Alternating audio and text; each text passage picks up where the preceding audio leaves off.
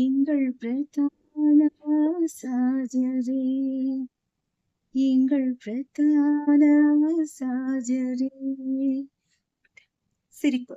இப்ப நம்ம வீட்ல ஒரு ப்ரோகிராம் தனியா உட்கார்ந்து பார்க்கறதுக்கும், நம்ம வீட்ல இருக்கவங்க இல்ல நம்ம ஃப்ரெண்ட்ஸோட சேர்த்து அத என்ஜாய் பண்ணி பார்க்கறதுக்கும், நம்மளோட உடலுக்கும், மனதுக்கும் ஏற்படுற ஆரோக்கியம் அப்படின்றது வந்து வித்தியாசமானது.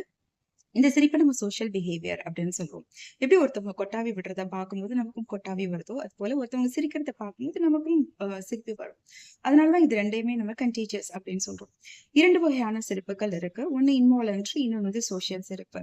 ஆ இப்போ ஒரு விஷயத்த நான் பார்க்குறேன். நான் விழுந்து விழுந்து சிரிக்கிறேன். என்னோட ஜாஸ் எல்லாம் வலிக்குது. என் கண்கள்லேருந்து கண்ணீர் வருது.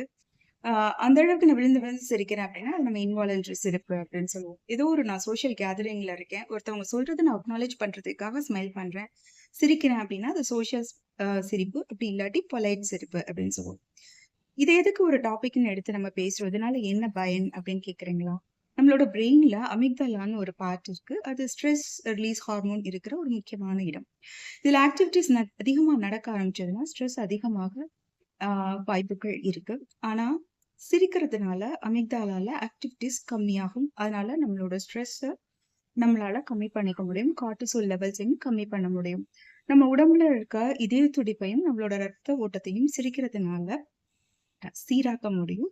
நம்ம உடம்புல இருக்க நோய் எதிர்ப்பு சக்திய அதால அதிகப்படுத்த முடியும். என்டார்ஃபின் அப்படின்ற ஒரு ஃபீல் குட் ஹார்மோனோட உற்பத்திய சிரிப்பால அதிகப்படுத்த முடியும். இவ்ளோ பலன்கள் இருக்க சிரிப்ப நம்ம ஏன் பண்ணக்கூடாது? இத எப்படி பண்றது? ஓகே. நமக்கு பிடிச்ச ப்ரோகிராமோ, இல்ல காமெடி ப்ரோகிராமோ பார்த்து என்ஜாய் பண்றது மூலியமா, ஆ அப்புறம் நல்ல ஃபன் ஃபில்டு ஃப்ரெண்ட்ஸ எப்பவுமே கூடவே முடிஞ்ச அளவுக்கு வச்சுட்டு எப்பவும் சந்தோஷமா சிரிச்சு இருக்கிறதன் மூலியமா, இல்ல உங்களுக்கு பிடிச்ச காமிக் புக்ஸ படிக்கிறதன் மூலியமா. ஓகே. இந்த வாழ்க்கை ரொம்பவே அழகானது, ரொம்பவும் எளிதானது.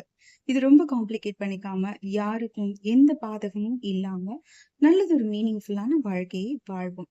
நம்மளோட எண்ணங்கள் எப்பவும் நல்லா இருக்கும் பொழுது, நம்மளோட வாழ்க்கை எப்பவும் அழகானதாவே இருக்கும். நான் நிர்மலா சிங் ராயர், உங்களுடைய பாசிட்டிவ் சைக்காலஜிஸ்ட்.